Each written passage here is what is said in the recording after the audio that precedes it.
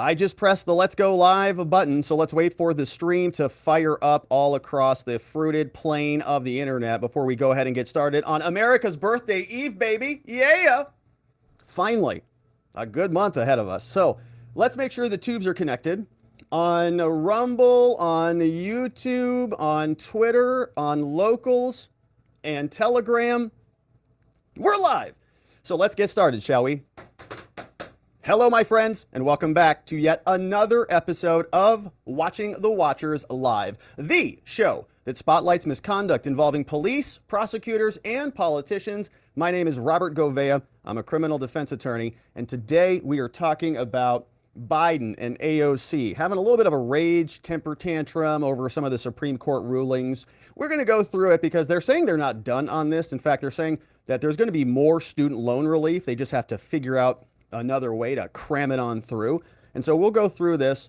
Biden delivered a little bit of a speech on it, and he said, you know, we're doing more stuff. Just hang tight. It's going to take a while, but we're going to cram through a bunch of other stuff in short order. He got asked a question about providing false hope on this. Of course, that's been our thesis on this for a long time, is that they knew it was unconstitutional, but they tried to ram it through anyways because they needed the votes back during the midterms, and they got what they wanted. I mean, they got really a nice return on that. So Miguel Cardona, the Secretary of Education, he was out with Jen Psaki over on MSNBC now, right from the press briefing room, right over to MSNBC or wherever she is. I think it's that network. Doesn't matter. They're all the same.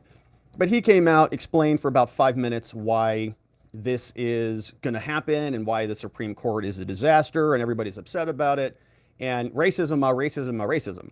So we also have a new poll out saying that many Americans are actually pretty, happy about this result. Affirmative action polls show a resounding favor for what the Supreme Court has done, but AOC is not happy about it at all. So she was on CNN on State of the Union, and they really gave her the floor, and she just went out, and it's a strange segment to listen to. I haven't listened to the full thing, but I listened to maybe the first it's like a 9-minute clip. I listened to the first maybe 2 minutes of it. And it's bizarre to hear her talk about the Constitution and the Supreme Court in a way that is totally disconnected from reality. It's bizarre. It's amazing. She's even in Congress, but might be president one day. So get ready for it. Now, we also have two pretty sizable updates on the Hunter Biden investigation and the Biden crime family. We have Hunter, who has his lawyers called Abe Lowell, and they sent a letter back over to the House Ways and Means Committee. And remember, we're in the middle of we're like deep on this story. We're like deep. So we have to zoom back out and catch our breath to make sure we know where we're at. But this is pretty significant because this was direct response to the IRS whistleblowers and to the allegations that Hunter was getting a sweetheart deal. So his lawyers are responding, right? IRS came out and said DOJ is corrupt.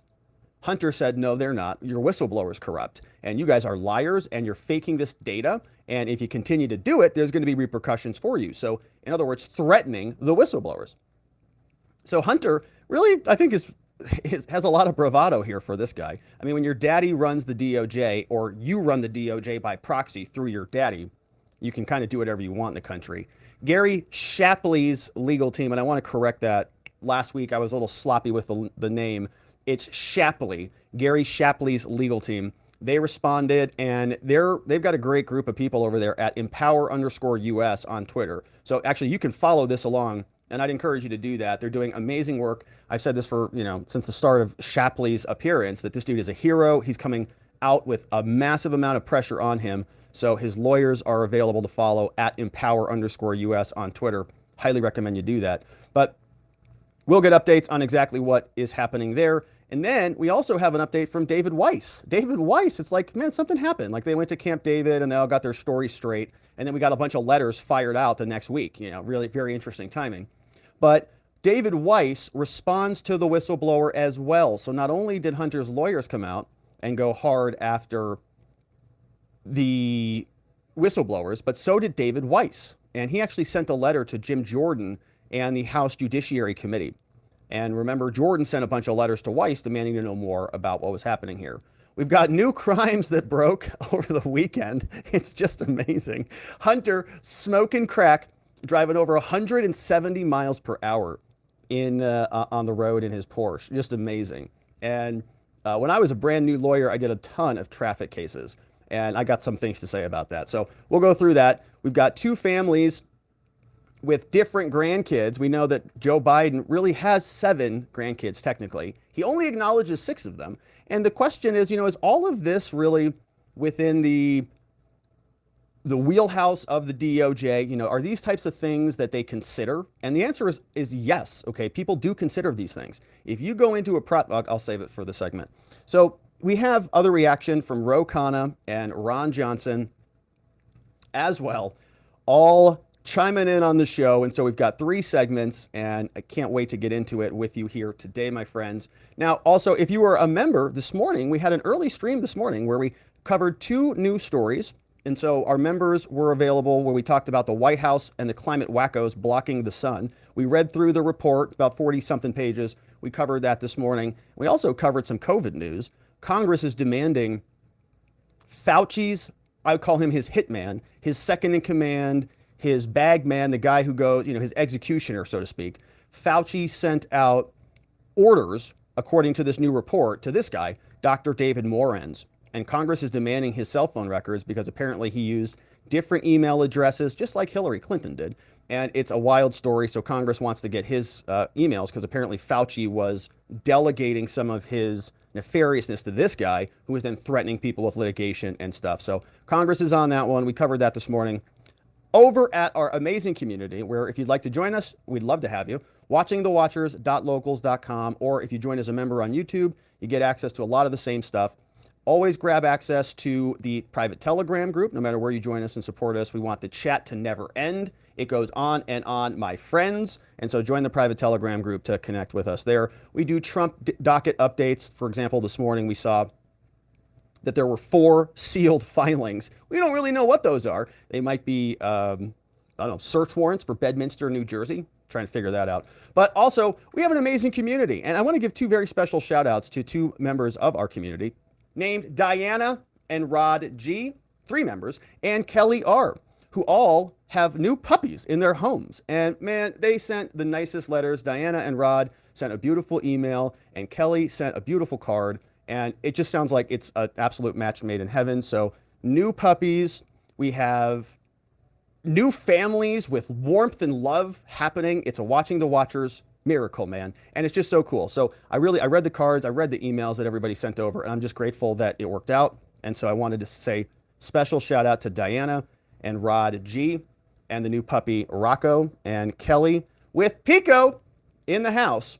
And so very, very cool. We have an awesome community, everybody. Thanks for being a part of it.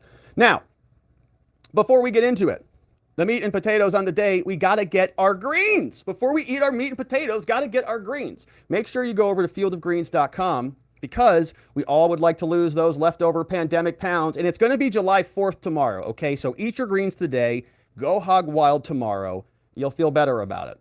But how sick are you of all the ads for weight loss pills? We've all been there. We've all done that. And they just don't work. But vegetables do, especially 5 healthy servings of fruits and vegetables every day. You do that, and the weight would probably just fall right off. But vegetables and fruit, not a fan. Who's got time to prepare that every day? It goes bad in like 3 days, man. Field of Greens, though, doesn't. It's a science-backed formula, specific fruits and vegetables that you're not going to find in any other product. Proper nutrition reboots your metabolism so you burn calories faster and lose weight a healthier way. And Field of Greens is the only brand backed by a better health promise. Yes, you'll look and you'll feel healthier fast, but the greater proof is going to come when you go to your doctor the next time. You walk right in there. He's like, oh God, knock, knock. Are you there? Yeah, come in. He's going to go, okay, here, what are you here to see? He's flipping his chart. He's going to go, oh my gosh, you look incredible. I don't even need to see you. You're healthy as can be. Get out of here. Whatever you're doing, keep it up. And so let's get you started. Go on over to fieldofgreens.com, load up your cart with all the goodies, and save with 15% off on your first order at fieldofgreens.com. All right, my friends, now let's get into the meat and potatoes now that we've eaten our greens. Joe Biden and AOC throw a little bit of a temper tantrum after the Supreme Court issued some rulings that they do not like. Joe says they're not done, even though the Supreme Court came out and said, well, what you've done here is entirely unconstitutional and largely insane. wiping out $500 billion of student loans with the stroke of a pen using some obscure law that's clearly unconstitutional. But they say, but we wanted to do something good with that. And you say, okay, but we all want to do something good, but you have to do it within the confines of reality. They don't like that. And so they're going to continue to push this forward. Joe Biden is developing a plan as we speak. Miguel Cardona is going to tell us a little bit more about it. And then we have AOC, who is really upset about this, saying that there will be consequences for the Supreme Court, like consequences. And I'm not real sure where her understanding of the Constitution comes in or the separation of powers. In fact, I don't think there is one, but we're going to go through it in more detail to assemble it and understand what the heck she's talking about. But this is Biden. He is now saying that there is more coming, students. If you wanted that money gone for no real reason other than Joe Biden wanted your votes, that money's not going away now, except it might be, because Joe Biden has some more convoluted plans that he's going to try to squeeze through, like he's done this one and many others before. So let me be clear. Okay. Republicans in Congress, it's not about reducing the deficit. It's not about fairness in forgiving loans. It's only about forgiving loans they have to pay. Today, the Supreme Court sided with them. I believe the court's decision to strike down my student debt relief program was a mistake, was wrong. I'm not going to stop fighting to deliver borrowers what they need, particularly those at the bottom end of the economic scale. So we need to find a new way. And remember, that other one wasn't really about the people at the bottom of the economic scale. It was kind of like a flat 10 grand off the top. And there were large numbers of people who were upset that it was impacting people that had, tech jobs and stuff like that. Like, in other words, not the people that necessarily needed it. It was not means tested. It was just a blanket, here you go vote for Joe. And we're moving as fast as we can. First, I'm announcing today, hopefully faster than this speech, a new path consistent with today's ruling to provide student debt relief to as many borrowers as possible, as quickly as possible. Okay, what's the plan? We will ground this new approach in a different law than my original plan. Okay. The so-called Higher Education Act. That will allow Secretary Cardona, who's with me today, we're going to hear from him, to compromise, waive, or release loans under certain circumstances. This new path is legally sound. It's going to take longer, but in my view, it's the best path that remains to providing for as many borrowers as possible with debt relief. I've directed my team to move as quickly as possible under the law. All right, so hopefully they move quicker than Joe for their sake, because I'm not sure how much time he's got left. But that was the speech, right? We're going to keep working on it. Not a lot of details there. We're going to hear from Miguel Cardona, who spoke with Jen Psaki about this on one of the Sunday shows. But Biden got asked a question about delivering false hope, which in my opinion was clearly exactly what happened. I mean, this was almost by design. We read through this executive order that he signed a long time ago when he initially signed it, and we go, what is he talking about? We read the lawsuit. There's really no justification for even attempting this. And this is why I think even the media is asking him questions like this. Like, everybody who's responsible in government knew that this was never going to pass. It was insane, because if it happened this way, if this was allowed, we might as well just get rid of Congress. We just actually don't need Congress at all. If Joe Biden can just, with the stroke of a pen, rewrite the laws and waive, $500 billion in debt like that, do we need a judiciary even at all? AOC is going to tell us probably not.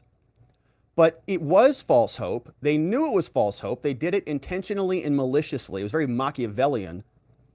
And now they're getting asked about it. And Joe doesn't like the questions. We get this done, God willing. Thank you. Mr. President, why did you give millions of borrowers false hope? You've doubted your own authority here in the past. I didn't give any false hope. Yeah, you did. The question was whether or not I would do even more than was requested. What I did, I thought was appropriate and was able to be done and would get done. I didn't give borrowers false hope, but the Republicans snatched away the hope that they were given, and it's real hope. Thank you. Okay, so he did give them hope, but it wasn't false. It was real hope, and the Republicans ripped it out from under him. Now, what's strange about this is other Democrats have confirmed the president doesn't have this authority. I mean, one of the most recited phrases in government that Congress has, which is called the spending power, the power of the purse. We hear that all the time. Who has the power of the purse in our government? Congress does, not the executive branch. So they don't just get to waive with the stroke of a pen $500 billion. So it was false hope. He had no basis for doing this on the back of the COVID pandemic, and the Supreme Court found accordingly. So he doesn't like the question, though, and it's the Republicans' fault that he attempted some unconstitutional brain-dead maneuver. Mr. President, were you canceled? You overstepped your authority. Did you overstep your authority? I think the court misinterpreted the Constitution. Yeah. Mr. President, do you admit failure in Afghanistan? Mistakes. There was a report on Afghanistan in New York saying there was failure, mistakes. Do you admit there was mistakes during the withdrawal and before? No, all the evidence is coming back there. Remember what I said about Afghanistan? I said Al-Qaeda would not be there. I said it wouldn't be there. I said we'd get help from the Taliban. What's happening now? Oh, gosh. What's going on? Getting a little close. Read your press. A little too close for I was comfort. right. Thanks. So the report is from the State Department, actually, about the withdrawal. President Biden reacted. The reporter says, well, the report is from the State Department. Dum-dum. Where'd you think it came from? Jim Jordan? No, it came from your own State Department. So you were wrong and wrong and wrong. But he gets very upset about it when you question him. It's weird. Sometimes it's like, do they even know what's going on? Does he even know what happened in Afghanistan or remember? I'm not so sure about it. So that was the brief in front of the press. Miguel Cardona had to come and actually explain it. And I think at this point when they were actually talking about it, they probably didn't have much of a plan, but as we've talked about here many times, one of the main strategies, if not the strategy of the Democratic Party, is to cobble together a bunch of different constituencies. And they treat people like trading cards. I got 3 of this kind. I got 2 of this kind. I got a full house here. I've got 4, 2 pair over here. I got 4 of a kind on this one. And they just assemble different people together. And they do it by color and gender and nationality. And they victimify everybody. And then they say, we're going to resolve your victimhood. Come vote for the Democrats. And they just try to layer these one after another and build up this big deck of all these different people and divisions within society and then cobble them together. So this is a pretty big constituency. I mean, students who were promised relief by Joe Biden, who bought it, made decisions, made changes in their lives. And I would guess spent the money in some way, shape, or form that they were expecting relief from. And Joe Biden tried to do something that was outside the bounds of the Constitution. So now we have the Secretary of Education trying to clean it up. What are they going to do? They don't want to lose that big constituency, all of those college kids and all of the tech bros from California who wanted this money gone. This is Psaki and Cardona talking about it. I'm grateful to have joining me right now someone who can really help answer these questions, and he is the Education Secretary, Miguel Cardona. So I just want to start here. So many people across the country, students, people who are paying loans, have lots of questions. So on Friday, President Biden announced a new plan to work around the court's ruling on the administration's student debt program by using the 1965 Higher Education Act. What are the next steps in that? Because a lot of that's on you. And how long do you anticipate it will take, or people should expect it to take? Yeah, because we've got student loans coming due very soon, by the way, in September. Something like 40 million. I don't know. Don't hold me to the numbers, but huge, tens of millions of student loans are going to come back online. Boom. And we know that a lot of people have been living the last 3 years without really preparing for that. When you start to waft away those different obligations, they get replaced pretty quickly. So now you're going to turn that spigot back on, got to start paying your money, and this debt relief that may have enabled some dismissals of those loans or lower payment amounts or whatever are all now off the table. So they're about to hit panic mode, because think about the domino effect of this. What happens, let's say, for example, you just follow it down the line. You have student loans. And let's say students don't pay their loans. The government has a big problem. They'll figure that out. But let's go the other way. Let's leave the government out of it. Students start paying their loans again. So let's say that $300 to $500 for the grad students, $1,000 a month. All those loans come back up. That discretionary spending goes away.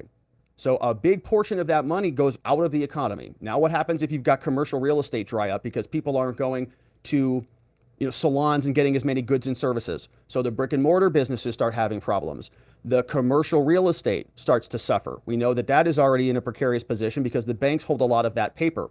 So no matter how you splice it, right, this could lead to a domino effect. So the banks are now on the hook with all this commercial real estate that's bad paper, and the banks are in a problem. And if other students are defaulting, then the government has a problem. So we've got a very precarious position here, and they're trying to figure out how to thread the needle. Here is Cardona. Sure. Thank you for having me, Jen. You know, it's really important, first of all, that borrowers hear loud and clearly that we're not stopping the fight, that we recognize how important this is. So as you mentioned, within hours of the Supreme Court decision, which we totally disagree with, I think is wrong, we announced that we are moving forward with another pathway to debt relief. What is it? There's going to be a public hearing. It's a negotiated rulemaking process, which, as the president said Friday, takes a little bit longer, but it is a pathway that I have available to provide debt relief. And we're going to be using that. And we're starting the process. We started it Friday. And the first step is an open hearing that will be taking information and taking public comment. And that's happening in July. So as a part of this announcement, there's going to be a 12-month period for borrowers reentering payments beginning in October. For young people out there who are kind of freaking out right now because they're not sure if they can make their payments, they don't know if their current salary will allow them to make their payments, what do you tell them? How will that work? Yeah, sure. You know, 43 million people were waiting for a positive decision on Friday. And we're going to keep fighting. So in addition to the rulemaking process that's going to move us forward with another plan for debt relief, we're providing two other things. An on-ramp, what we're calling an on-ramp, while interest will accrue. So just think about that. 43 million people. What if just, I don't know, a third of those default one way or the other? Because they were expecting that 10 grand or that 20 grand to come back down and they racked up credit card debts or whatever. That could have a very big snowball effect. And payments are due. We are not going to be harming those who are struggling to make payments for the first 12 months. We're calling it an on-ramp. We're not going to be giving information to credit reporting agencies. We want to make sure we're preventing people from falling into default and delinquencies. And we're creating that on-ramp again. We're also rolling out our SAVE income-driven repayment program. So basically, and I'm really excited about this, Jen, this is a big deal. For undergraduate students, their loan payments will be cut in half. If your salary is less than $33,000 a year, your salary will go down, your loan payment will go down to $0. We're making sure that we're rolling out a plan that's responsible, where people are not going to be asked to pay more than they can afford. So we have three things. We have the debt relief plan that we're rolling out. We have the income-driven repayment plan, which is new, and it's the best one ever. And we have the on-ramp to make sure that we're supporting our borrowers as they return to repayment. Yeah, all that stuff sounds probably within the law. All with, you know, and I haven't seen the exact law, but that sounds like executive function that is actually delineated in the law. You know, there's hardship and bankruptcy rules, and there's all sorts of different provisions where I think they could probably fit some of that stuff into. And so that's okay, right? If they want to go that route and operate within the confines of the law, it's hard to have a real argument with that. And I personally don't want students to be harmed and damaged as a result of what our government did to us in 2020, right? They really wrecked society in a major way. And there were a lot of kids in school who paid a lot of money and didn't get any education. They were, you know, zoomed out on classrooms and all sorts of stuff. And I think we do have a very predatory loan system, and we're asking students to, you know, the government just hands out loans like Skittles, and a lot of kids get into irresponsible situations because we've been taught our whole lives, you got to go to college in order to do well in this country. And so I'm all for our country helping our citizens. There should be some sort of a dividend for living in America and paying all these taxes. What are we paying all these taxes for? For Ukraine? I'm more interested in helping our citizens, and if we had competent leadership that could do that, I'm fine with that. But constitutionally, not unconstitutionally, trying to become Congress as the executive branch. That's insane. That's how you destroy a country, and we live in a society of lawlessness. So, all right, you know, look, and you might have disagreements about that, but at least they're operating within the rules. That's what we're asking for. And stop telling us that your little plot to go and buy a bunch of votes by delivering false promises was a Republican problem. Liars. You did that intentionally and maliciously. You knew where it was going. You delivered a ton of false hope, And it was a dishonest, irresponsible thing to do. It's like a parent telling a kid, we're going to Disneyland, and then we're not going to Disneyland, we're going to the dentist. It's not, I mean, maybe that's a responsible thing to do, but this is not, because kids need to go to the dentist. Although you could probably, I'm not a parent. It sounds complicated getting a kid to the dentist. I don't know how it works, but you get the picture. It's dishonest. You shouldn't be leading people down a bad road intentionally. Is there any reconsideration, because this is a big question out there, of extending the pause on payments, which will resume in October? Oh, big question. Oh, because they told us that was the end of it. I thought it was September. Did they push it to October? All right. Remember, they kept kicking this can down the road. We've been waiting for this. When are they actually going to start the loans again? It's been years, and they kept telling us, no, next 6 months, this time, they're coming back. Next 6 months, next time. This is the final time they told us last time, and here we are. Initially, we communicated that 60 days after the loan, the decision is made by the Supreme Court, payments will resume. And then with the debt negotiation conversations, that was really put to rest. Congress said there's no way that we can do that. So either way, they're going to start. But we want to make sure we're doing it in a way that's supportive of our borrowers and recognizing the fact that for many of them, they're going to be struggling to make payments, and that they've been paused for 3 years, and we need to support them in this process, and that's what we're doing. I forgot about that. So they put that in the debt bill, right? That was their big victory. Student loans are starting back up. Before I let you go, I just want to ask you about something former President Trump keeps saying, which is that high school principals, I should say, should be elected and also fired by votes from parents. You are a lifelong educator.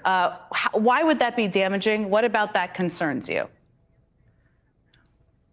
I was an elementary school principal for 10 years. I'm an educator, and I think the absurdity that comes out of his mouth is just baffles me. Yeah, the last 2 days we've dealt with decisions that bring back education, decades. This is the same president that's talking about smaller government, now wanting to have his hand in the classroom, overreaching. Please, look, we have trained professionals. It's parents. It's not him. It's the parents of the kids. It's not the president sticking his hands. It's enabling the parents. No, you're right. Jen Psaki and Miguel Cardona should decide your kid's gender for you. Professionals out there that are working closely with parents. We're supporting making sure that our parents and educators work together to have decisions being made at the ground level. The last thing we need is someone trying to get political points by creating culture wars and division in our country. Our kids need us to work together. That's the whole Democratic Party, is splitting people up into little bins that they can just march down the aisle of the election and get their votes. So, okay, we have a little bit of a plan. It sounds like a lot of the plan is within the confines of the executive branch. And again, we haven't seen it articulated, but some of that other stuff was already there. We have relief built in for bankruptcy and, things like permanent disability, I think we covered. We also have other options for income-based repayments that might be modified. And so they're going to hold a rules hearing, and then you'll be able to go in and make some adjustments. But payments are starting in October. That was an act of Congress. And so this is going to be a very interesting thing to watch happen. Are we going to see a wave of defaults? What's the government going to do then? So as Biden, and as we'll soon see AOC, throw fits about what the court has done, fully within their power, completely democratically, within the position that they hold in this government, they're not happy about it. But a lot of Americans are. This was a new poll that came out from CBS, says most Americans approve of the Supreme Court decision restricting the use of race in college admissions, from ABC. And this was just another opinion that came out. We were talking about student loans, but another historic case that came out was about affirmative action. And ABC now has some numbers. A majority of Americans approve of the Supreme Court ruling restricting the use of race as a factor in admissions. The country is more divided on other high-profile rulings, according to a new poll. Supreme Court set new limits on affirmative action. A little more than half of Americans, 52%, approve of the Supreme Court decision on restricting the use of race as a factor. 32% disapprove, 16% say they don't know. So over half approve because it's a racist thing. A majority of Republicans came in at 75%, independents at 58%, and a distinct minority of Democrats even approved, 26%. Amazing. Probably bigoted white supremacists, Nazis. So we have, and there are deep divisions between racial groups. All right, most white people and Asian people approve. Oh, that's interesting.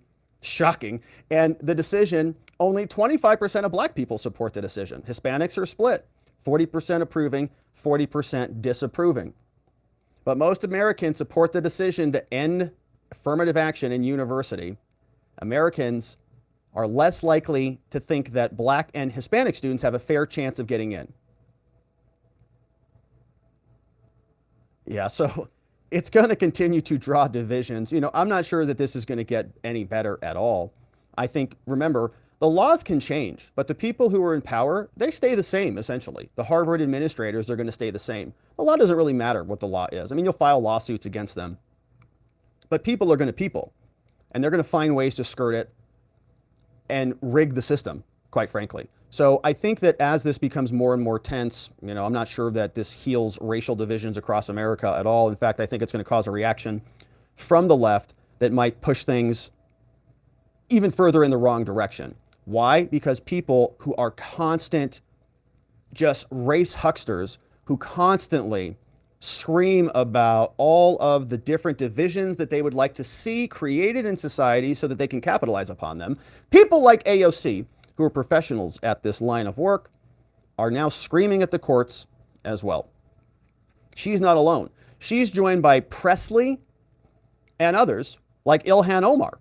House progressives are now calling for changes at the Supreme Court, following a slate of decisions on student debt, LGBTQ protections, and other things. We're going to listen to Ocasio-Cortez in a minute, but she's called for changes, including expanding the number of justices on the bench, in other words, packing the court. In ending abortion rights, landing a blow, she said the court is a dangerous creep towards authoritarianism. Wow. You mean the court operating perfectly normally and issuing rulings is a dangerous creep towards authoritarianism? It's like, what the hell is she talking about? So we'll go through it. But she's joined by others. Ayanna Pressley, another prominent House progressive, slammed the Supreme Court, saying if the court were a caucus in Congress, they're not, that they would be the bootstrapper forced to birth, don't say gay caucus. Don't even know what that means, but presumably she does. Said they continue to overturn the will of the majority of the people. I'm not sure that's true because the NBC-ABC poll we just read said over half of the people agree with this. And to make history for all the wrong reasons. It's nothing but intersectional oppression, which is what they do. That's their entire game. If you open up their playbook, they have a message for every little contingent of society, and they go try to cobble them together to create a majority. So Politico has some background. This was AOC, and it's actually an impressive display. Here's what she sounded like on CNN. Where's the audio? All right, for some reason, this video is not audioing for us. Let me troubleshoot. Let's start with the student loan decision. Chief Justice John Roberts wrote that the Constitution does not allow the president the power to unilaterally forgive student loans. Right. It's up to you in Congress to make this kind of AOC. sweeping change. That's Early in your his job. presidency, I think you remember, even President Biden said he doesn't have that authority. What's your response to the court's decision? Go ahead. You know, what the court was also ruling on was with respect to the HEROES Act. But our response is very strong in that Congress has given the president that authority in the Higher Education Act. The president very squarely has, as well, using his Secretary of Education, the ability to cancel student loans. But all right, so just to be clear, remember the three branches of government that we have. We have Congress, which writes the laws. They legislate. That's the representative function that we have. We elect Congress people to go in. They vote the will of the people. They write the laws. Then, in order to ensure that they don't have too much power, we give all of those laws over to the executive branch. The executive branch executes the laws. When there's conflicts or questions about the laws, the court tells us what the law is. Everything she's described here is pretty much perfect, right? It's great. Everything's working. She says, yeah, Congress does have the power. Our Congress gave the president the power that she says we gave. And the court said, no, you didn't. It's very unclear. It reads like it's lunacy to just articulate this one little provision, which is very clearly delineates conditions for relief, you tried to squeeze something in there that is totally inappropriate. So the system has been working literally perfectly, exactly as it was designed. You might disagree with the outcome on it, but that is the three-part system of democracy in action. So what happens now? Guess what? Congress could go back to the drawing board and pass a new bill. You know, they're not in charge in the House, but if they wanted to work with Congress, they certainly could do that with the other Republicans and come up with a student relief bill, get it passed in both houses, send it over to the Senate, and then wipe away whatever they want. They could wipe out all of the money. They could wipe out student loans. They could nationalize the entire student loan industry if they wanted to, but they don't want to do that. Why is that? As we've seen, not just in what we saw ruled from the majority, but even in the minority dissent written around these cases, we have justices saying that the Supreme Court is going themselves much too far. They are expanding their role into acting as though they are Congress itself. And that, I believe, is an expansion of power that we really must be focusing on. The danger of this court and the abuse of power in this court, particularly as it... What abuse of power? They literally issued an opinion. They voted on it. Particularly as it is related to the entanglements around conflicts of interest as well. You mentioned the Higher Education Act. President Biden came out and proposed a different path forward for student loan forgiveness under certain circumstances. Listen to what he said. We will ground this new approach in a different law than my original plan, the so-called Higher Education Act. This new path is legally sound. It's going to take longer, but in my view, it's the best path that remains to providing for as many borrowers as possible with debt relief. So just to be clear, he is saying that what he wants to do now is to try to use his executive power under what you were mentioning, the Higher Education Act, which is different from what the Supreme Court struck down. You are not only a member of Congress, I believe you still have student loans. This plan could take up to a year to take effect. Is there more that he could or should be doing? You know, yes, I believe that there are several steps that we should be considering as well to go a step beyond. I would like to see interest payments suspended during this time, especially during that 12-month ramp up period. There are millions of people in this country that have student loan debt under loan debt amounts under $10,000 or $20,000 as outlined in the plan. Write a bill for it. People should not be incurring interest during this 12-month on-ramp period. You're in Congress. I highly urge the administration to consider suspending those interest payments. Of course, we still believe in pursuing student loan cancellation and acting faster than that 12-month period wherever possible. What we have been really articulating this plan using the Higher Education Administration, the Higher Education Act for some time, myself as well as other members of the Congressional Hispanic Caucus. You guys don't have to strangely configure some Frankenstein theory on this, by the way. You are in Congress. You have a very, very, very big minority. You're not in control of the House, but you have a big I bet you could pull some Republicans over. So just write a bill. You don't have to have the executive branch do things that they're not empowered to do. That is totalitarianism. That is creeping authoritarianism, not the other way around. Met with the White House, recently around this plan, as well as many other advocates in the space as well. And we truly believe that Congress has given the president this authority. The Supreme Court is far overreaching their authority. And I believe, frankly, that we really need to be having conversations about judicial review as a check on the courts as well. What does that even talk more broadly about the court in a minute? What does that mean, judicial review of the court? She wants to have judicial review of the court. Interesting. Now, judicial review is a legal term of art where the judiciary is doing the reviewing. But she's talking about a review of the judiciary like judicial review. Like she's going to be reviewing them. But first, I want to ask about another decision this past week, striking down affirmative action programs. The two black justices on the court, Justice Clarence Thomas and Justice Ketanji Brown Jackson, had a really blistering debate that we don't usually see in decisions. Here is part of what Justice Thomas wrote. He said, quote, Justice Jackson uses her broad observations about statistical relationships between race and select measures of health, wealth, and well-being to label all blacks as victims. Her desire to do so is unfathomable to me. Well, it is an insult to individual achievement and cancerous to young minds seeking to push through barriers. Their race is not to blame for everything, good or bad, that happens in their lives. What is your response to that? So powerful. I mean, what Justice Clarence Thomas wrote there, I believe, is profoundly disrespectful. Oh my gosh. I just think it was profoundly disrespectful to his colleague.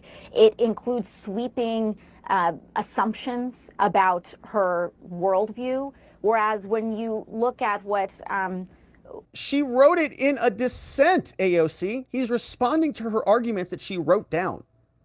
It's in a court opinion.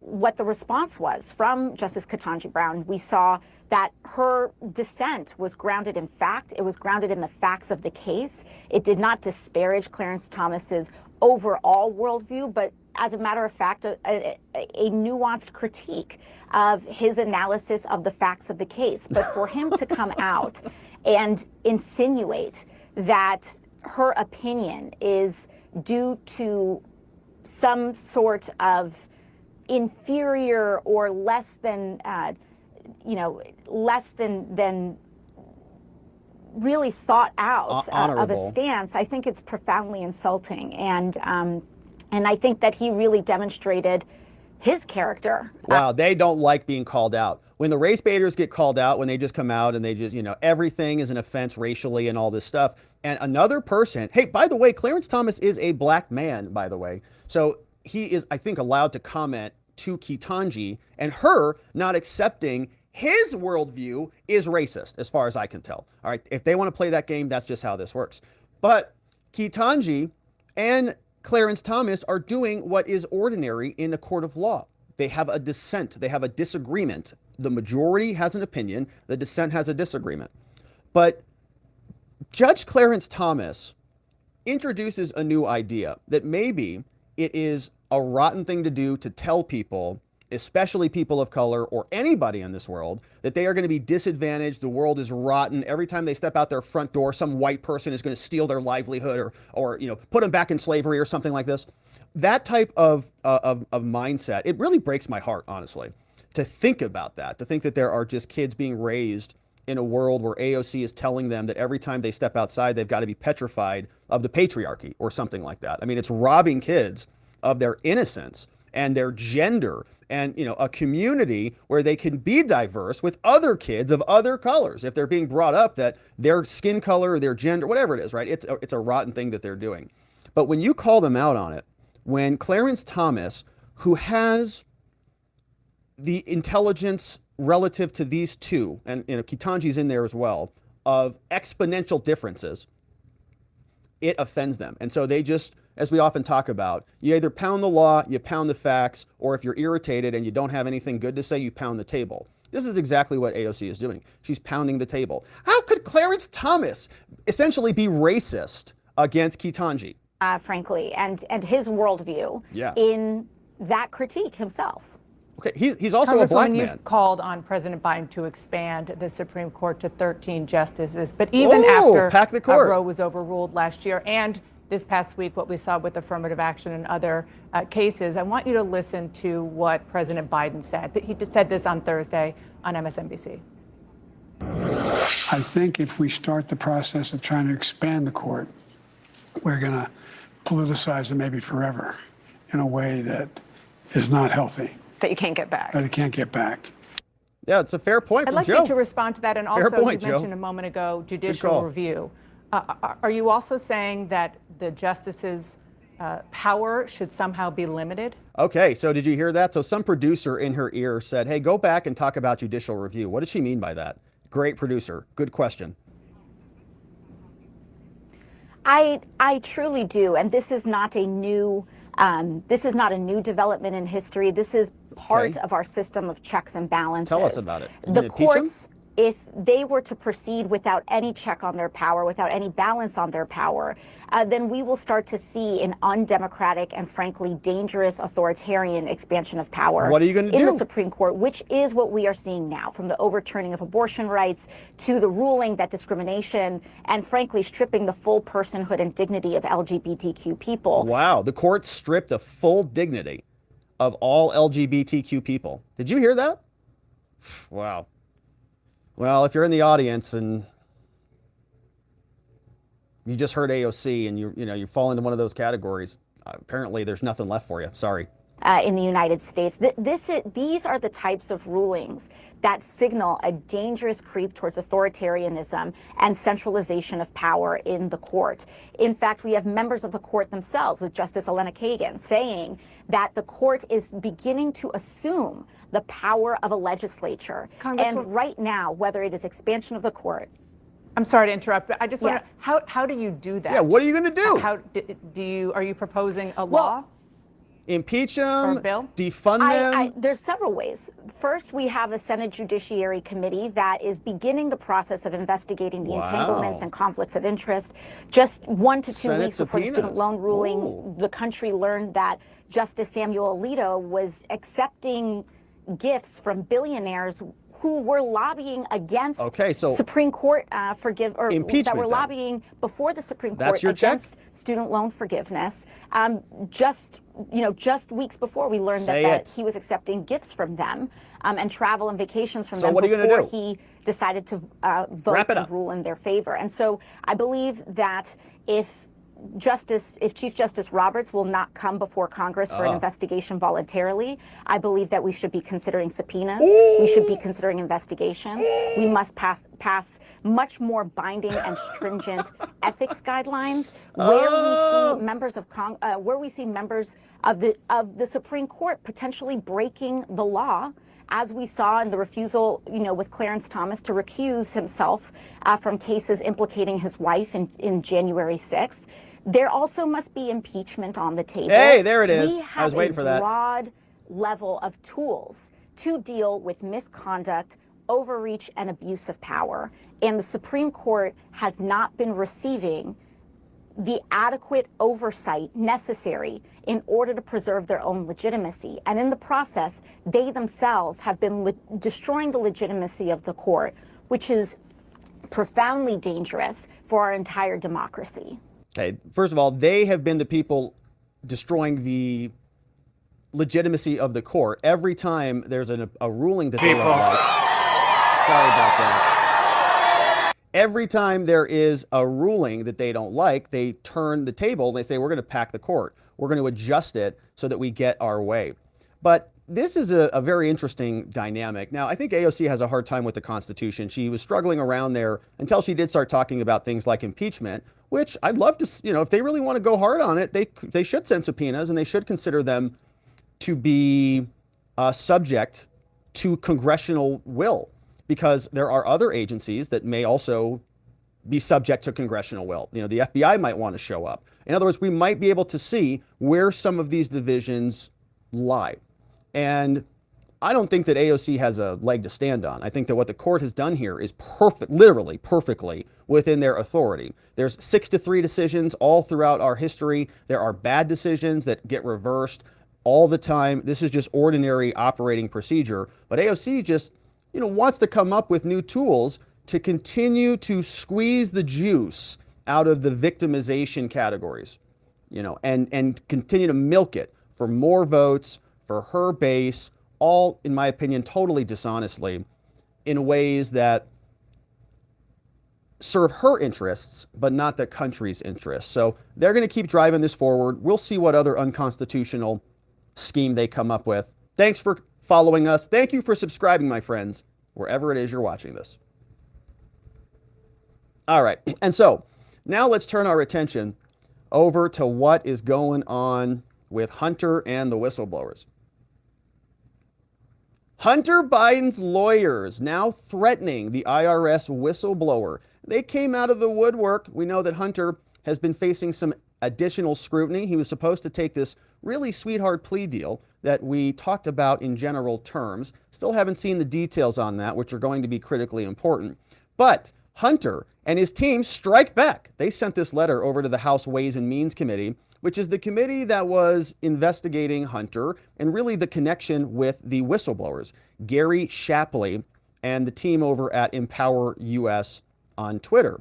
These were the two whistleblowers who came out and explained that the DOJ and IRS were totally corrupted as they were investigating Hunter.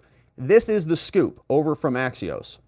They say that Hunter's lawyer roasts the IRS whistleblowers. And we're going to go through the full document. I wanted to just share some brief background on where this came from.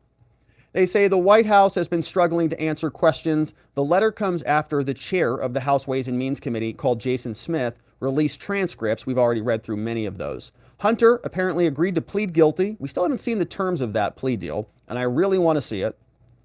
But the lawyer is named Lowell. He's suggesting that the IRS whistleblowers are engaged in their own misconduct. And so the question on this is, what is the House going to do when they get their hands on the document? This is the letter sent by Abe David Lowell, partner over at Winston & Strawn. Goes over to the chairman of the House Ways and Means Committee named Jason Smith.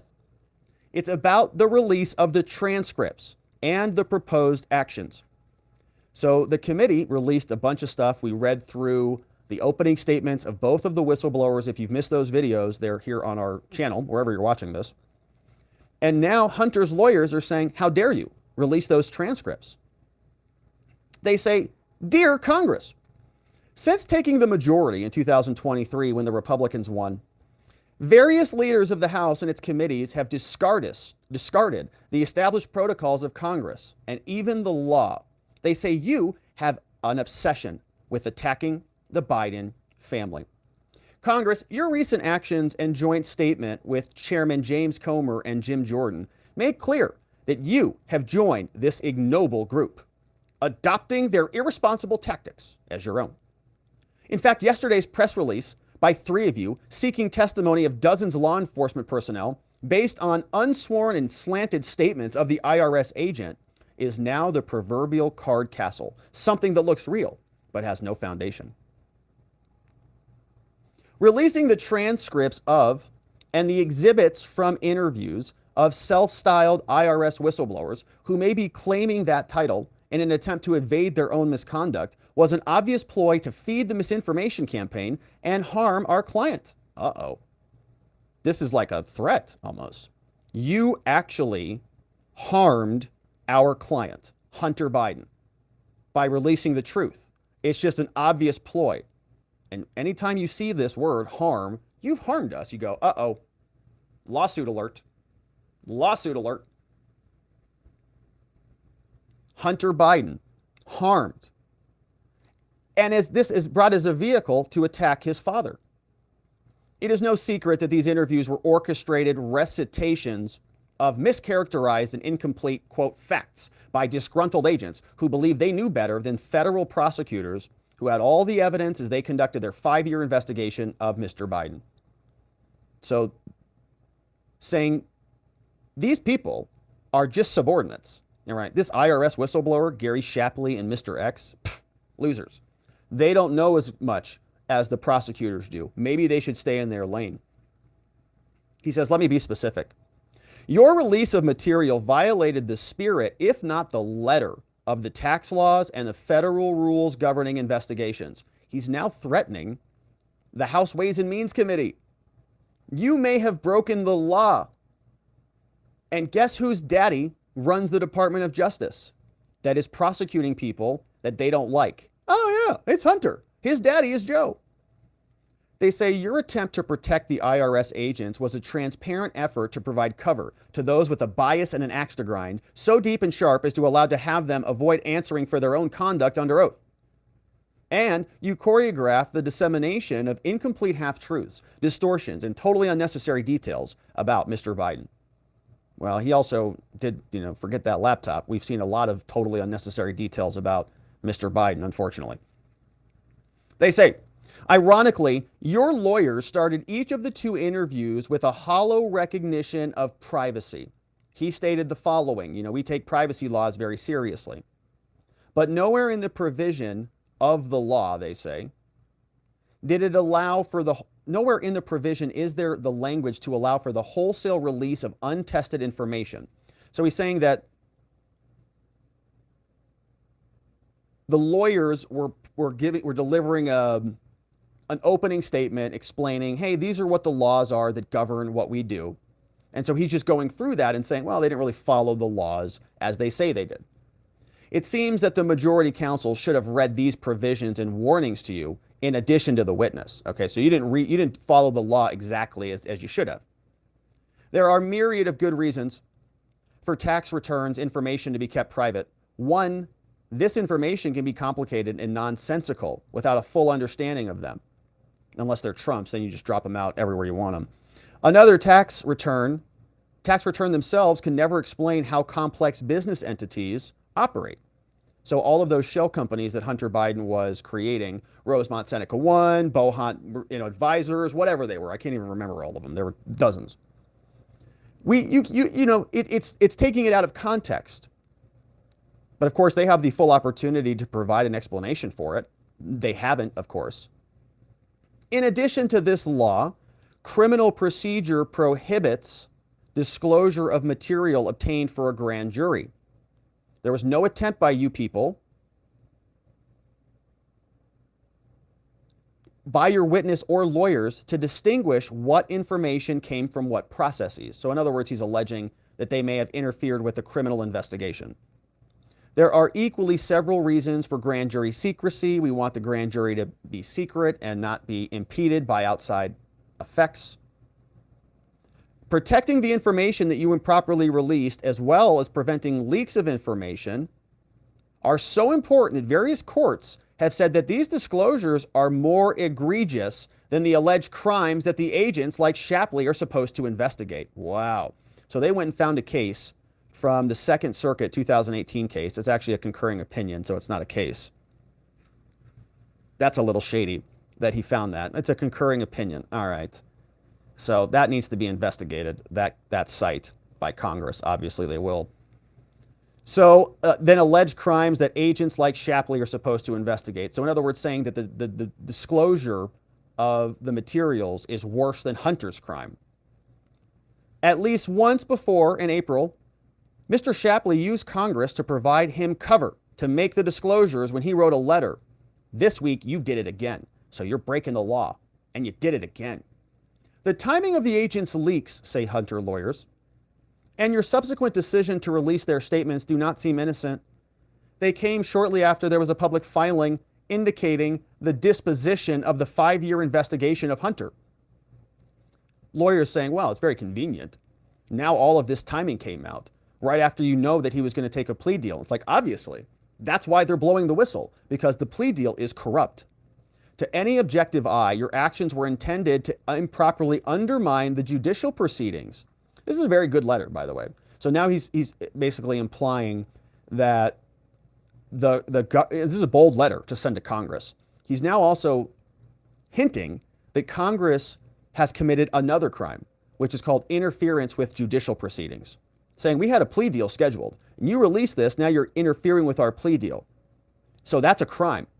Your release of this selective set of false allegations was an attempt to score a news cycle. Full facts be damned. We all know the adage. An allegation gets 1-page attention, while an explanation or an exoneration gets page 10. Page 1 is the allegation. It's the Trump boxes, right? Page 10 is, well, those boxes didn't contain any of the classified documents. They just look bad on the stage. This letter is an attempt to make sure the response is found. So this lawyer, I mean, got to say, he's got a lot of brass, but it's probably easy to do that when your client's dad is the president. Accountability for leaks. They say meaning these are illegal leaks, and we want you to be held accountable for them, Congress. As you and your staff know by now, the investigation in which Mr. Biden was a subject was plagued by leaks to the media about the investigation that violate various laws, tax laws, grand jury rules, and other things. Of course, none of that applies to the Trump investigation. New York Times, Washington Post, they just get whatever they want. One of the most egregious leaks occurred when the Washington Post said that there was sufficient evidence to charge. They say this is a tried and true tactic of prosecutors trying to leak stuff to deviate the course. Happens all the time. With this known practice and the publication of the articles, your agents were breaking the law. 2 agents who appeared before you were not even sworn in. They were not told, as every government interviewer does, that providing false testimony could lead to criminal charges. And while the subject of the leaks came up once or twice, neither agent was asked. You obviously had disagreements with the prosecutors, right? And they didn't ask all of these questions that he says they should ask. He says, now that these shortcomings have been noticed, will the committee follow up now and ask everyone who came or come forward with the title of whistleblower to answer these questions that I want you to answer? He says it was a little more than odd for Mr. Shapley to start his interview by declaring, there is no reward for me becoming a whistleblower, and to conclude his interview by saying, thanks for listening. My life's on the line here. I don't know. He says Mr. Shapley may be reaping the reward from the cover you've given him. And how could Mr. Shapley's life be on the line? Well, because the Biden people want him dead for wrecking everything that they're working on. And if so, wouldn't intimidation or threats to federal agents be ripe for inquiry? He says also, your proceedings did not have any integrity. There was off-the-record stuff all the time. This happened many times. Can we go off the record? Can we go off the record? Can we go off the record? He's documenting every time. Your proceedings also adopted the agent's point of view. Your report fails to note that the investigation began during the Trump administration and that David Weiss was a holdover. What possible motive could they have for dishonesty if they kept a Trump-appointed lawyer, is the argument. He says the most troubling part of this, though, Congress, Hunter's lawyer to Congress, says perhaps the most troubling of all the committee's conduct was to allow the disclosure of one-sided, biased, incomplete distortions of Biden's conduct. In all law enforcement, there's a proper allocation of the roles. Just as intelligence in the sphere raw data must be reviewed and evaluated, so too in criminal investigations, the same process must occur. So he's now, man, this is that kid. Now it's becoming a little bit long-winded and I'm getting a little irritated with the letter. So you have disgruntled agents free rein to present their views with no counterweight. You knew ahead of time that the agents disagree with broader views. He says you can readily know the slant that the agents put on the events, which is obvious. They are what do you mean slant? They're reporting on a cover-up that was conducted by their superiors at the DOJ and largely the IRS. He's saying that they're ignoring things like whether data could be accessed, copied, disseminated. In other words, the investigation is not thorough enough for their liking. But by the way, they don't have to play the defense. That's your job. They say in one excerpt that has gained a great deal of media attention, Mr. Biden is alleged to have been sitting next to his father, July 30th, when he allegedly sent a WhatsApp text message urging the completion of the business transactions. The inference is that the reference message was being sent to CEFC China to forward a false narrative about Biden's involvement in that company. The facts which some media has now reported are that President Biden and our client were not together that day. The company being referenced was not CEFC, but it was Harvest Financial Group with a person who also had the initial Z, and that no transaction actually occurred, is what they say. Never happened. Deny, deny, deny. More important, your own actions, Congress, call into question the authenticity of the communications and your use of it. The agent only described one message, but you took that purported text message and disseminated it on Twitter in 2 Twitter postings. Here is what Jason Smith posted on Twitter. Here is that text, right? Here is the Hunter text. They're saying, first of all, this was a different business. So they're saying it was a different business. Hunter was not in the room with Joe. There was no transaction, and it was a legitimate transaction. And we've already read that many times.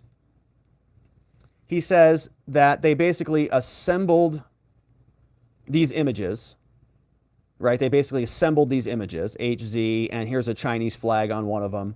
So he's upset about the image. He says, what you've circulated are complete fakes, which is what we're really talking about is the text, right? But they put it, I guess what he's saying is they put it in a text format. Like this person is not really typing in this screenshot, okay? So that is misleading, and you are spreading disinformation.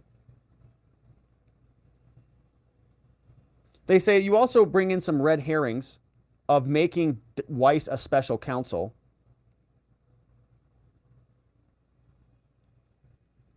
And that they let the statute of limitations expire. So Abe wraps up. He says, okay, Chairman Smith, it is easy when a committee does not operate with fairness, thoroughness, and adherence to rules and procedures to forward a false political narrative. Gosh, were there any other committees that did something like that for months? Oh yeah, January 6th. You have done that. And it appears that you, joined now by other Republican chairs who have also been shown to shoot first, sometimes at their own feet, and aim second, will continue to do that. We can only hope that the specious methods you're using, some of which are laid out in this letter, will inform the public of the right way things should be done. So Abe David Lowell, counsel for Hunter Biden, sends this letter over to the House Ways and Means Committee, basically threatening them, saying, you guys have broken the law. Your whistleblower is a liar. You guys are liars. Hunter is an innocent person. This text message, don't read the text. The text is pretty bad. But Joe wasn't in the room. It wasn't a bad company. And the transaction never happened in the first place. So it's, I think, a well-crafted letter. It's a long letter. And it is really for the purpose, I think, of the public consumption. It's to show that Hunter has a defense in mind, that he's not lying down, that he's really, I think, standing by this innocence theme, this innocence narrative, that he didn't do anything wrong. Everything was above board. There is no Biden crime family, even though he's taking a plea deal. And when you zoom out on this, it makes sense because they need cover for the plea deal. They need a story for the plea deal. And this is it. And I don't know if they came up at this at Camp David when they were there recently, but this is the cover, okay? They'll take the plea deal, and then the rest of the attacks by the Republicans are just going to be partisan, political attacks, and they have a defense that is being sent out in the court of public opinion. Because what I expect to happen is this plea deal is probably going to bring finality to Hunter. I posted a tweet about it. Remember Jeffrey Epstein's prosecution? If you Google Jeffrey Epstein non-prosecution agreement, you can read it. It's incredible what they gave that guy. Basically exonerated all of his co-conspirators. Arguably, Jeffrey Epstein should have been prosecuted the second time because the first plea agreement exonerated him. The courts didn't hold that way, but I mean, it was a very, very broad plea agreement that nobody else would have gotten except Jeffrey Epstein. Hunter might get the same thing. That immunizes him from other past crimes, other future crimes, immunizes co-conspirators, all as a matter of wrapping this up. And so if they're going to be done in the court of law, there's not going to be a defense in the court of law necessary because these two misdemeanors and the diverted felony will go away, will be the end of it. So now they need to wage war in the court of public opinion. So they put this letter together to say that the whistleblower is in fact a liar. The guy who's been there, Gary Shapley, for something like 11 years, one of the most credible people we've ever heard from here who's worked from the government. And suddenly, the guy who was directly involved in the investigation of Hunter and the other person, Mr. X, are now non-credible and should not be believed. When you just say, which one of these things is not like the others? Which one of these things just doesn't belong here? This transaction, being legitimate and above board, as this lawyer claims, doesn't belong here. The rest of the laptop, the rest of the allegations here are monstrous and massive. But this one was apparently great. And forget what Hunter said about my revenge and fury and all of those things. It's a nice attempt. I think that the Republicans will laugh at this and, just continue with their investigation. But it is curious. I mean, you got to have a lot of cojones to send a letter like this to Congress, basically threatening them with crimes. Of course, it's a lot easier when your daddy is the president and you are basically in charge of the DOJ, the biggest one of the most egregious entities in this whole country at your whim. That's Joe Biden's office. So this lawyer sent it out, and we'll see what the House Ways and Means Committee does. Now, Shapley's lawyers responded to this. They posted this over on Twitter, and I highly recommend the follow at Empower US. They're doing great work. They work on accountability and public integrity through the power of information, something we can really stand behind. And the president is Tristan Levitt. So I'd give those guys both a follow. But here's what they responded with. They said, you know, the following was issued today from the legal team of IRS whistleblower Gary Shapley. They say, let's pull this open and zoom in on this. They say the following was issued. Biden family lawyers have resorted to intimidation before, reportedly threatening federal prosecutors with career suicide if they charged Hunter Biden. So this attempt to intimidate our client and the oversight authorities scrutinizing the politicization of that case is no surprise. IRS Special Agent Gary Shapley has scrupulously followed the rules and blew the whistle to Congress about the unequal application of the laws pursuant to the law, a process facilitated lawfully by the authority of both chairs of the tax committees, including Chairman Ron Wyden, with whom we are still working cooperatively to arrange follow-up testimony to supplement for the Senate any topics not covered in the transcripts of questioning by Republican and Democratic staff already released by the House Ways and Means Committee. So it is going over to the Senate. And there, the Democrats will be able to take a look at it because they're in control of the Senate. Now, Shapley, as we can see, referred the October 6th leak for investigation, the one that they brought up in there as being illegal, to the inspectors general of his own agency and the DOJ. He volunteered to make the referral to his supervisors, as is shown in the very same email that reports that U.S. Attorney David Weiss, quote, was not the deciding person on whether charges are filed. That's from the testimony of Shapley.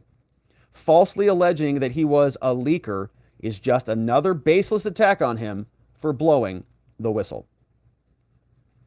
Jason Foster and Tristan Levitt, whistleblower lawyers, they tell us, all the innuendo and bluster that the Biden family lawyers can summon, like we just read through all 10 pages of them, will not change the facts. Lawful whistleblowing is the opposite of illegal leaking. And these bogus accusations against Shapley by lawyers for the Biden family echo threatening emails sent by IRS leadership after the case agent also blew the whistle to the IRS commissioner about favoritism in this case, as well as the chilling report that Biden attorneys have also lobbied the Biden Justice Department directly to target our client with a criminal inquiry in further retaliation for blowing the whistle. Okay? It's so disgusting. They're literally going to be threatening this guy and maybe his lawyers with criminal investigations. So if you're not already, my friends, please go follow Tristan Levitt, Jason Foster, Empower Oversight, because they're going to need a lot more support. This is disgusting, but it's what they do. This is why the lawyer can send a letter like he sent, because he knows he's got the Biden DOJ in his back pocket. Probably has Merrick Garland's cell phone number. Directly targeting our client. These lawyers say these threats and intimidation have already been referred earlier this week to the inspectors general for the DOJ and the IRS and to Congress for further investigation as potential obstruction of their lawful inquiries, as well as retaliation against our client. You blow the whistle and it implicates the Biden crime family, they're going to sick the DOJ on you. You run for office, challenge the Biden presidency, they're going to raid your Mar-a-Lago home. This is what these people do. Meanwhile, Hunter Biden is just palling around at the White House as though everything is perfectly normal. Continue to support Shapley and his team, my friends. We'll do the same. Thank you for subscribing as we continue to cover. And all right, my friends, one final segment. We also hear from this guy who we're very familiar with here. The Hunter Biden prosecutor in Delaware, David Weiss, this guy, responds. Remember, he's gotten several letters from Congress, in particular the Judiciary Committee, from Jim Jordan demanding answers. We were told by Merrick Garland that David Weiss, the so-called Trump holdover, had full authority to prosecute Hunter Biden. We now know there's a bizarre plea deal coming out where he's going to plead guilty to 2 misdemeanors for basic tax crimes, and he's going to plead guilty to 1 felony count for the gun charge, but that felony is going to be diverted away, which means ultimately, as long as Hunter Biden complies with the terms of the plea, it's going to be dismissed. We know that there are mountains of evidence of other massive criminality that's on a scale completely different than what he's actually pleading guilty to. And Merrick Garland said, well, this was a full, legitimate, complete, thorough investigation. U.S. Attorney David Weiss, who's a Trump holdover, you know, had full authority to do whatever he wanted. He could have brought charges in D.C. He could have brought charges in California. We would have given him special counsel status if he wanted it, all the things. And Jordan said that the whistleblowers have told us none of that was true. So now we have a question. Who's lying? Is David Weiss lying? We've got evidence confirmed by the New York Times that he told his investigators, I don't have the authority. I tried in California. I tried in D.C. But Merrick Garland told us he did. So somebody's lying here, right? We know that Jordan sent a couple letters over. David Weiss now sends one back. And here is what he says. Dear Chairman Jim Jordan. This is coming from the U.S. Department of Justice, District of Delaware, over to the House Judiciary Committee.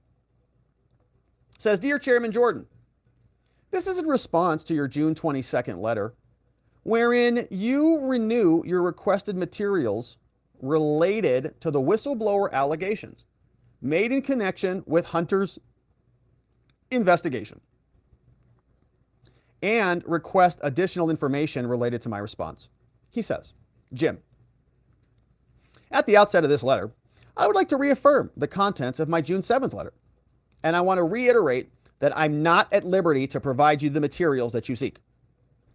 The whistleblower's allegation relates to criminal investigation that is now being prosecuted in Delaware. This is my ongoing investigation line. At this juncture, I am required to protect confidential law enforcement information and deliberative communications related to the case. Thus, I will not provide specific information related to Hunter at this time, but I will provide some general insight on 2 issues. First, David Weiss, the Hunter prosecutor, says the DOJ did not retaliate against the IRS and whistleblower, as well as his entire team, for making disclosures to Congress. Footnote 3. I say we didn't penalize them. I said it before, I'm saying it again. Now, it begs the question, why were they removed then? After they blew the whistle, why were they removed from the team? Why was he passed over for promotions? Doesn't explain that.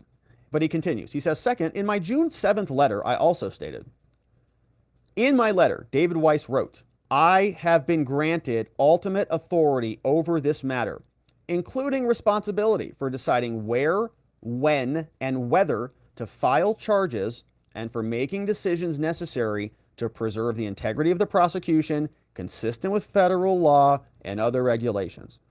David says, I stand by what I wrote, and I wish to expand on what this means. Great, we'd love to know. Did you have the authority to bring charges in California, in D.C.? Did you have the authority to prosecute as special counsel? He says, very carefully in this short letter, as the U.S. Attorney for the District of Delaware, my charging authority is geographically limited to my home district. Great. So we already knew that, right? He is in Delaware. Hunter committed crimes all over the rest of the country. This is the same problem that they have with Trump, right? They say that Trump had that bad audio tape. That was in New Jersey, not Florida. They charged him in Florida, not New Jersey. They've got a geographic jurisdictional problem here. This attorney had the same problem. And they kept it to Delaware because they control Delaware, because that's where Joe Biden's been governing for the last 40 years. He says, my authority is limited, which is exactly confirming what I believe the whistleblowers were saying, that charges should have been brought in California and that charges should have been brought in D.C. and that they were not. So in fact, he was limited. If a venue for a case lies elsewhere, like if you should have brought charges in Cali or in D.C., Common departmental practice is to contact the U.S. Attorney's Office for the district and determine whether they want to partner on the case or not. All right, so that's all true. And he, according to the whistleblowers, attempted to do that apparently and was declined. Went and met in D.C., rejected because that's Matthew Graves. That is a Biden U.S. attorney. Same with California. A new Biden U.S. attorney says, I don't want the son being charged in my district. Get out of here. Graves says the same thing. What, are you kidding me? That's my boss. No, I don't want that either. So he says, if not, I may request special attorney status from the attorney general, right? That would give him authority to basically do what Jack Smith is doing and go file charges wherever he wants. So the question is, wow, did that happen? Here, I have been assured that if necessary, after the above process, I would be granted special counsel authority in D.C., in California, or any other district where charges could be brought. Could. So, we know that he's about to take a plea deal. So there isn't going to be a could anymore. If, like this may request, this is all future talk. I may request it. If necessary, I'm going to go here and go there. But I got to follow the process. Well, it sounds like the process, to be frank, is coming to a close. That's what a plea deal is.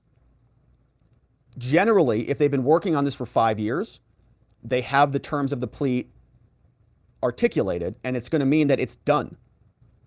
You know, they're not going to do a plea. It's going to be a global resolution, in other words. They're not going to hit him with one plea deal and then hit him again with other charges because it's a friendly DOJ. They want it gone.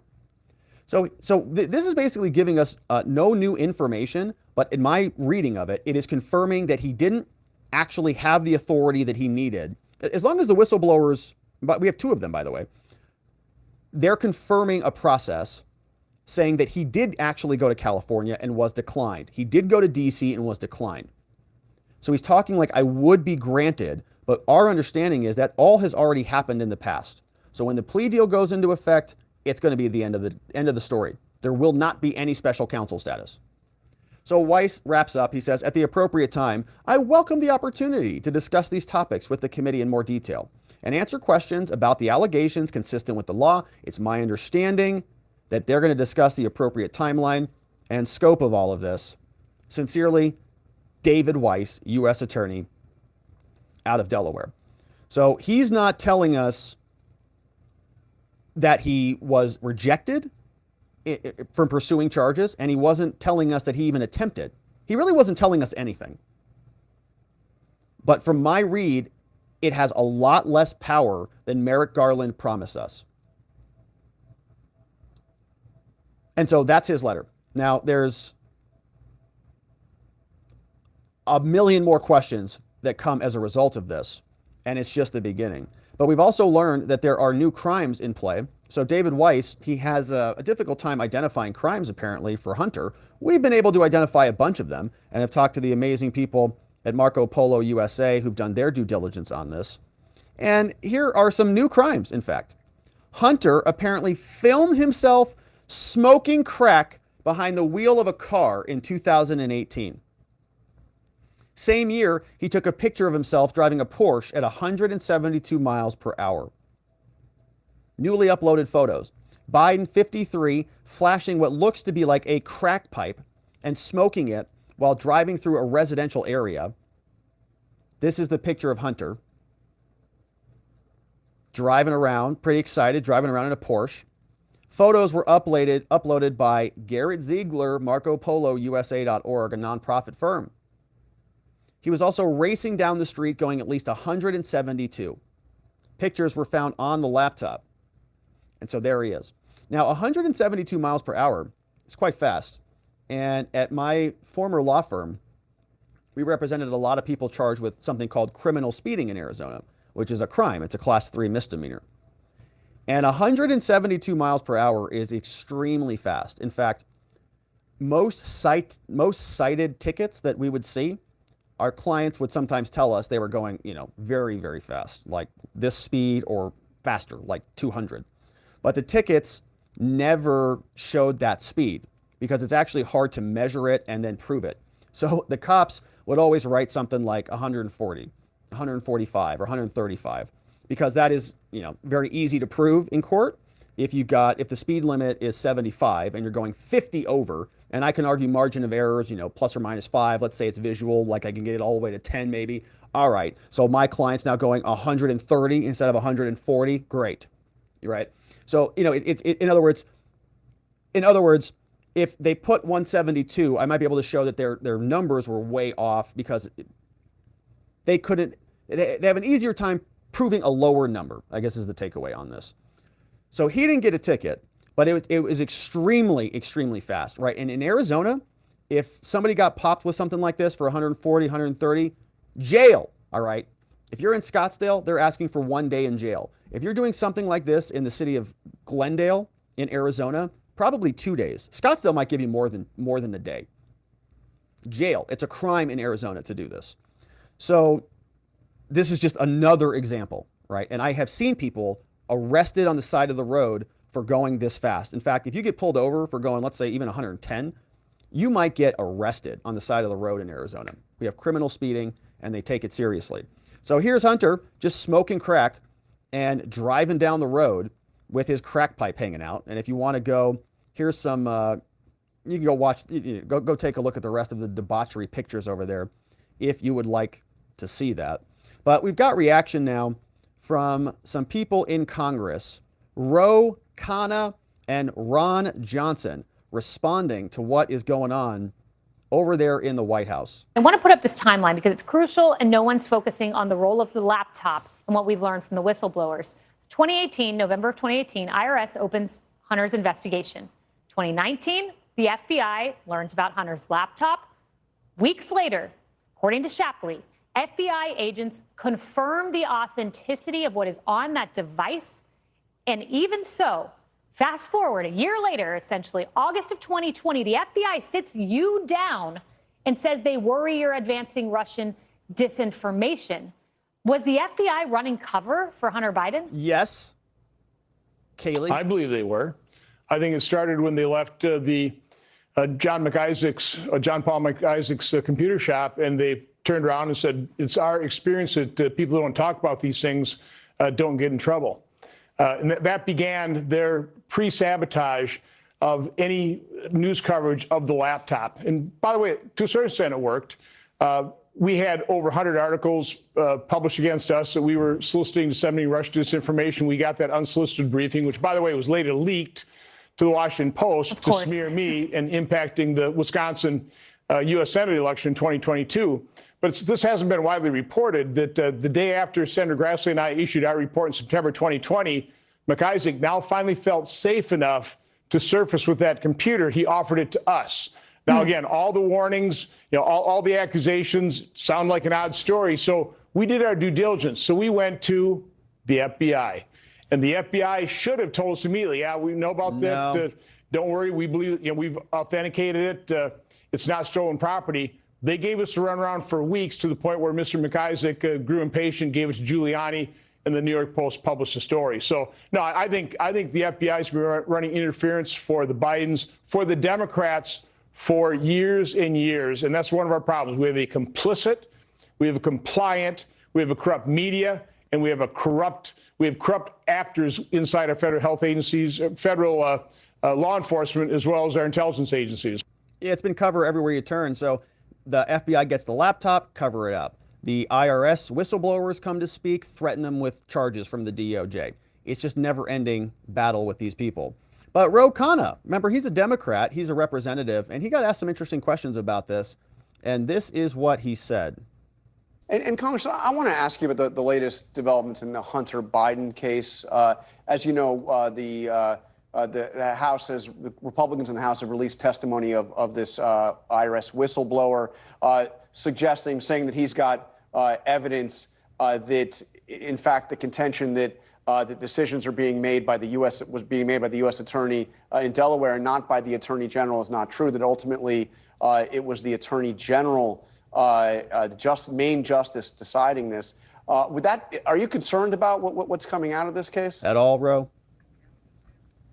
John, no. I mean, let's just review the facts here. You had President Trump appoint a U.S. attorney in Delaware, and President Biden had the ability to fire that U.S. attorney if he wanted, as is customary. Why didn't he? New president comes in, they remove all the U.S. attorneys. President Biden didn't fire the U.S. attorney. He had his past opponent's appointee have total power over making a decision on Hunter Biden. But sir, what the whistleblower is saying is that Weiss, who was appointed by Trump, said that he was not the deciding official on this case. If that turns out to be true, doesn't that directly contradict what the Attorney General has said? But Weiss is not saying that. Isn't the source Weiss? I mean, if Weiss was saying that, I would have a concern. If Weiss was out there saying, I didn't have total authority, there was interference. But Weiss is the key person, and he's not saying that. And there were charges that were pursued. Two whistleblowers who were on the case. So, they're going to just keep, justifying this, even though the evidence smacks them right in the face. And David Weiss is explaining the authority that he was, sort of given, but he didn't take it to the next level for us. He didn't bring us out into what the actual conclusion was in those various jurisdictions. Why was he pursuing charges there? He went and talked to them and they said no. We'd like to know more about that conversation. So David Weiss responds a little bit. We'll see what Congress does with it. I'm not sure that Jim Jordan's going to be too happy with that response, and we'll see what his reaction is as we continue to cover. Thank you for subscribing, my friends, wherever it is you're watching it. We look forward to seeing you on the next one. All right, my friends.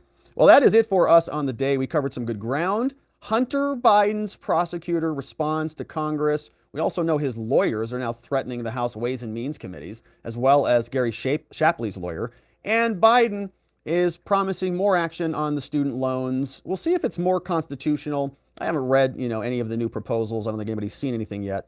But we'll see what they try to do and how they try to cram it through. This morning, we talked about a couple other stories for our members.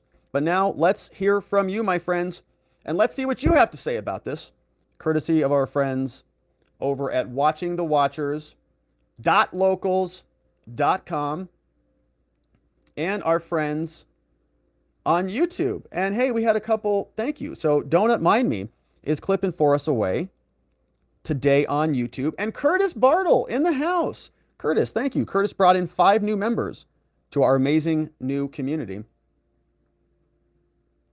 And we have, who's coming in? Lenny Malley, welcome. JCP, let's go, is in the house. We've got M.A. Allen and Rye B all in the house. Good to see you. And thank you, Curtis, for inviting new friends into our amazing community. We've got this one from Born to Raise Hog. Says, remember Julian Assange on his birthday. Thanks for nothing, President Trump. Is today Julian's birthday? Yeah, I was really disappointed that we didn't get a pardon on that one from Trump on the way out. It was, I think, a miss. I understand. I think, they probably would have convicted him and impeached him, but, that could also just be cope. But yeah, a little bit of a bummer on that one. Happy birthday, Julian Assange. Now, when he comes back to the United States, I intend to cover that case. I have it on my docket. It's just at warrant status because there's nothing really to talk about at the moment. Whoa, Wims, thank you, very generous. Locals tip, thank you, Wims. Says, been so busy. Lucky if I catch a live. Wanted to send some love. Finally, officially in the new office. Woohoo, unused PTO check. Love that. So Wims, yeah, and I think Wims was involved in a law-related office move and a bunch of office-related legal stuff. And I think that I think I'm remembering that correctly. And it's been a long transition, Wims. So you've been working on that for a while. So I'm glad that it has settled in. Moving's a big deal. And unused PTO, get it good. Good to see you, Wims. Thank you for the very generous dono today. Also, this one came in from Fred. Says, hey, Bobby, I don't have any leftover pandemic pounds. Well, that's good. Probably because you ate a bunch of Field of Greens, huh, Johnny? We had this one from Don't Be Hatin'. Don't Be Hatin' says, prayers for Dana's heart, on oxygen and still a loyal watcher. Well, so I didn't even know that. So Dana in the house is still watching the show, even while resting up. And so, indeed, prayers for Dana in the house. Dana is over on our locals community, and I'm going to have to get up to speed on what's going on over there. But we're glad that you joined us, Dana. Appreciate you being here. Alberta Traficante says Senator Joe Biden excluded student loans from bankruptcy legislation. Yeah, I think that's right. But so like you can't, there was some provision that we read when we were reading the Supreme Court. I don't have it handy. That there's some bankruptcy contingent in there for granting relief. I think it becomes discretionary at the Department of Education. I'm not sure about the details on it. My point is, you know, Congress did give them some more opportunity to do some things with this, and they should use that before they try to do something that is totally unconstitutional. And thank you, Alberta. This one came in from Zoji. Says, happy 4th to all independent thinkers. Thank you, Rob. Looks like lettuce, peas, and broccoli. Get your greens at fieldofgreens.com. Thank you, Zoji. And happy 4th to you, my friend. Thanks for being here. That's on Locals. Dolphin Fan is the man. Brought in 5 new members. Very grateful to have Darren M., Tattoo in Wonderland. Max Planck is here. That Girl and Poem Paget joining us over on YouTube. And hey, if you're a new member, don't forget to grab the Telegram link, which is in the community section on YouTube. This one came in from Nancy Jennings. Says, just give me a Trump-Biden debate. No teleprompters, a dream of mine. I know this is impossible, but it would be fun to watch. I would love to see it. Yeah, I would love to see it. I don't think it's going to happen. Biden can't even talk with a teleprompter. So the idea that they would put him on stage, I think it's a long shot. It would be nice to see, but I don't think it's going to happen. I'm not sure what this election is going to look like, to be perfectly honest. You know, it's going to be a strange election. We're going to have a front runner with 4 criminal indictments and an opponent who can't speak. It's going to be strange. Woman, noun, female, adult, male. Member for 4 months. Wow.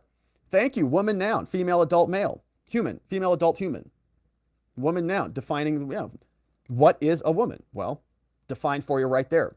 Lots of money spent, nothing to show for it. Been a member for 4 months. Hopefully you're not talking about our membership. I think you're talking about Congress, I hope. But it's good to see you. Woman, noun. Glad that you're here. Thanks for clarifying it for us. And yeah, Congress wastes a ton. Hey, Vinny. Vinny V. Dali de Monet. Thank you, Vinny. Sending in a super chat. The first one here on this channel. Vinny, I appreciate you being here. Thanks for sending that in and supporting the work that we do. We got a couple others. Salty Sarge says, check the photo on the Porsche. It told Hunter to reduce speed and the gas gauge was on empty. Such a Hunter move. Typical. Driving around on empty gas and it's telling him to slow down. That's amazing. So that's from Salty Sarge. Thank you, Salty. This one came in from Howard. Howard is recommending that Trump NFTs are out. I don't know anything about that, so go look up that on your own time. This one came out from Nate's Memes. Says, Bidenomics putting our tax dollars to work for NWO. I think that's true. The New World Order.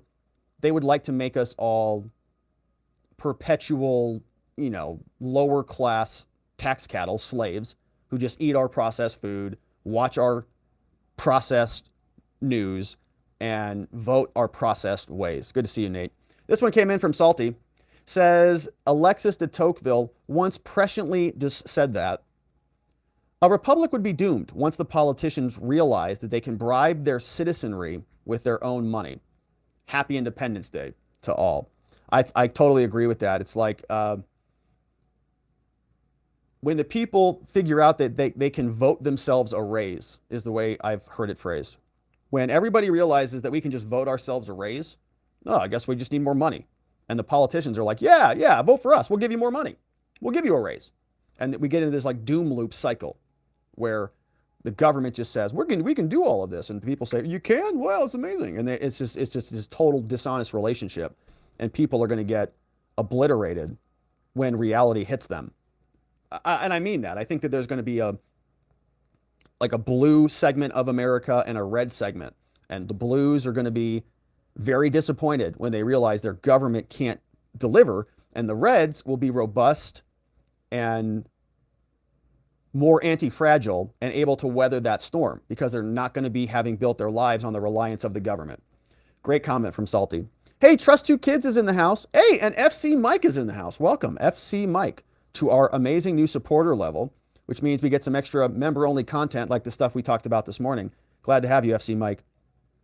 Trust Two Kids says, thanks for another great show, although not happy about hearing and seeing AOC. I know. Sometimes we have to go through it. It's like going to the gym. It's good for the body to realize that you can suffer through pain. It's kind of like a cold plunge, which is, I posted a picture of a cold plunge over on our locals of me doing a cold plunge, if you wanted to check that out over on locals. Now, hey, this is what's happening over on Twitter. Anybody watching us? Whoa, we've got double digits. It's a July 4th miracle in America. We've got 12 viewers here. It's probably breaking Twitter. We've got comments from Danny McWilliams. Deplorable says, was Donald Trump was impeached over a phone call? Basically. Danny says, I've never seen a want ad for a philosopher. Julie Jewels says, yeah, baby. Here on Twitter 4 minutes ago. God bless. Great work, Rob. Shine that beautiful spotlight from God-sized hole. And Meg says, what do they tell people who paid their debt loans off? Shaking my head. And those were from our amazing friends over on Twitter.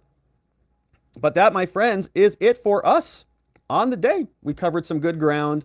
We are now going over to watchingthewatchers.locals.com for our members only after party. YouTube, if you're a YouTube member, grab the private Telegram link in the community tab and come join us for a chat.